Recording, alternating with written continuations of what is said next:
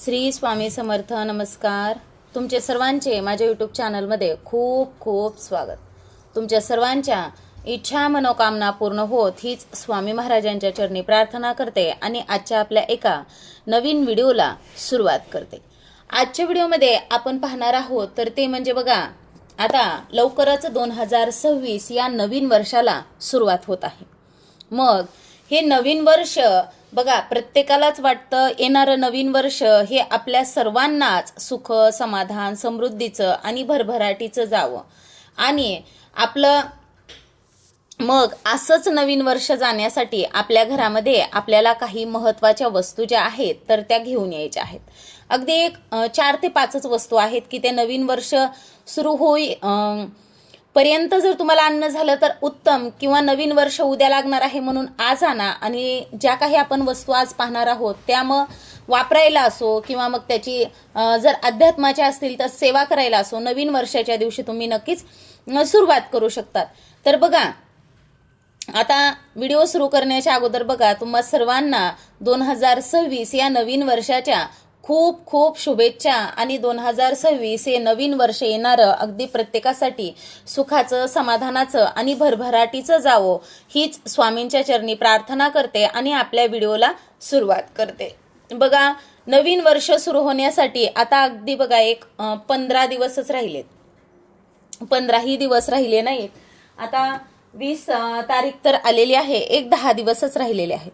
मग प्रत्येकालाच नवीन वर्षाच्या स्वागताचे वेध लागले आहेत. नवीन वर्ष आपल्याला अगदी आपल्या मनाप्रमाणे आपली प्रगती व्हावी.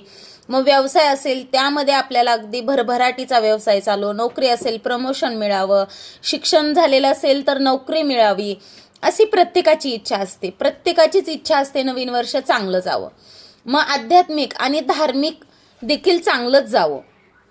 मग नवीन वर्षात आपली प्रगती व्हावी, सर्व संकटातून मुक्तता व्हावी, यासाठी अगदी आपल्या वास्तुशास्त्रामध्ये सांगितल्या आहेत अशा काही वस्तू, आपल्याला शुभ फल प्राप्त करून देणाऱ्या वस्तू आपल्याला घरामध्ये घेऊन यायच्या आहेत. मग त्याच कोणत्या आहेत तर ते आपण पाहणार आहोत. आता सगळ्यात महत्त्वाचं म्हणजे बघा, नवीन वर्ष सुरू होण्या अगोदर जर तुम्हाला शक्य होत असेल, तुमच्या घरामध्ये जर नसेल तर तुम्ही मनी प्लांट तुमच्या घरामध्ये घेऊन येण्याचा नक्कीच प्रयत्न करा. आता मनी प्लांट या जे छोटंसं रोपटं असतं त्याला एक वास्तुशास्त्र म्हणजे खूप शुभ मानलं जातं. मनी प्लांट जर आपल्या घरामध्ये आपण लावलं तर आपल्या घरातील आर्थिक अडचणी ज्या आहेत ना त्या दूर होतात. जर सतत आर्थिक अडचणींना आपल्याला सामोरं जावं लागत असेल तर यासारख्या अडचणी कुठेतरी नक्कीच कमी होतील. त्यानंतर सगळ्यात महत्त्वाचं, प्रत्येकाच्या घरात असायलाच पाहिजे असं म्हणजे तुळशीचं छोटंसं रोपटं. अगदी प्रत्येकाच्या घरात तुळशीचं रोपटं असायलाच पाहिजे. मग तुळशीला साक्षात माता लक्ष्मी म्हणलं जातं. मग बघा, नवीन वर्ष चालू होण्या अगोदर जर तुमच्याकडे नसेल तर तुम्ही नक्कीच तुळस घरात आणा. खूप शुभ मानलं जातं. आपल्या घरातील नकारात्मकता दूर होते, माता लक्ष्मी प्रसन्न होते. कारण की बघा, माता लक्ष्मी आपल्या घरामध्ये 7 वेळा येते, पण सायंकाळी जेव्हा माता लक्ष्मी प्रदोष काळामध्ये आपल्या घरात प्रवेश करणार असते तेव्हा तुळस ही माता लक्ष्मीची मैत्रीण, सखी आहे. मग 2 मिनिटं तरी माता लक्ष्मी तुळशीपाशी थांबते आणि त्यामुळे आपल्या दारात तुळस ही असायलाच पाहिजे. त्यानंतर बघा, सगळ्यात महत्त्वाचं बघा, आता तुम्हाला जर वाटत असेल की समजा आपली प्रगती व्हावी, एक आपल्या घरामध्ये आनंद, सकारात्मकता, कोणाला नाही वाटत, सुख, समाधान, आपली जी काही समजा आपण काम करतो त्यामध्ये प्रगती व्हावी ही प्रत्येकाची इच्छा असते. अगदी मुलांची, पतीची, कुटुंबाची प्रगती व्हावी ही प्रत्येकाची इच्छा असते. मग यामुळे काय करायचं बघा, एक नारळ आणायचा, लाल किंवा पिवळ्या कलरचं वस्त्र घ्या, देवघरासमोर बसा, त्या नारळ त्या वस्त्रावरती ठेवा आणि तिथेच बसून बघा एक 11 वेळा किंवा मग 108 वेळा श्री स्वामी समर्थ या मंत्राचा जप करा. त्यानंतर आपल्याला ते नारळ तिथं ठेवल्यानंतर तुमची जी काही इच्छा असेल ती बोला, प्रार्थना करा स्वामींना की माझ्या जीवनामध्ये समजा ज्या काही अडचणी आहेत त्या दूर होऊ द्या, मी जे काही काम करते त्यामध्ये यश मिळू द्या. आणि ही जी नारळ आहे ना त्या वस्त्रामध्ये बांधून घरामध्ये दरवाजाच्या आतल्या बाजूला बांधा. म्हणजे आपल्या घरामध्ये अडचणी, नकारात्मकता प्रवेशच करणार नाही आणि आपल्या जीवनामध्ये असणारे दोष देखील नक्कीच दूर होतील.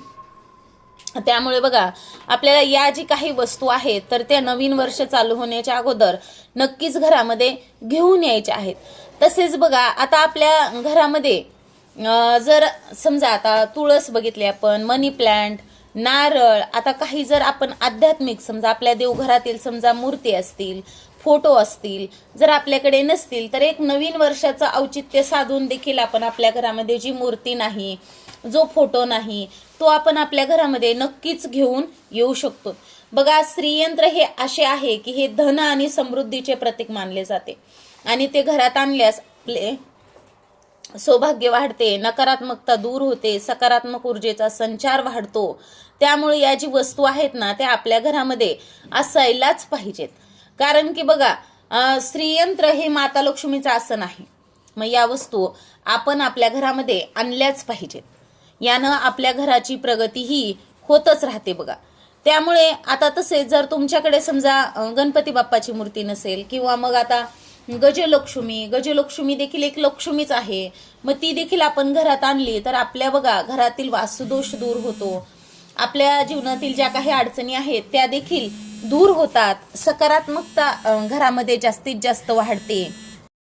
तसेच आपल्या घरामध्ये जर नसेल तर शंख देखील तुम्ही नक्कीच नवीन वर्ष चालू होण्या अगोदर आणू शकतात. हिंदू धर्मामध्ये शंखाला विशेष महत्त्व आहे. कोणतीही पूजा शंखाशिवाय म्हणजे अपूर्ण मानली जाते. त्यामुळे शंख हा प्रत्येक घरात असायलाच पाहिजे असं आपलं वास्तुशास्त्र सांगतं. तर अशा प्रकारे आजच्या व्हिडिओमध्ये अगदी थोडक्यात प्रत्येकाला सहज शक्य होतील अशा ह्या वस्तू आपण घरामध्ये आणल्या तर नक्कीच आपल्या घराची प्रगती होईल. आपण याबद्दल जाणून घेतलेला आहे. तर तुम्हाला माझा हा व्हिडिओ आवडला असेल, नक्कीच तुम्ही व्हिडिओला एक लाईक करा, शेअर करा आणि असेच नवनवीन अध्यात्माचे व्हिडिओ पाहण्यासाठी चॅनलला सबस्क्राईब अवश्य करा आणि कमेंटमध्ये श्री स्वामी समर्थ लिहायला विसरू नका. झालेली सेवा स्वामी महाराजांच्या चरणी अर्पण करते आणि माझा हा व्हिडिओ इथंच थांबवते. श्री स्वामी समर्थ. जय जय स्वामी समर्थ. धन्यवाद.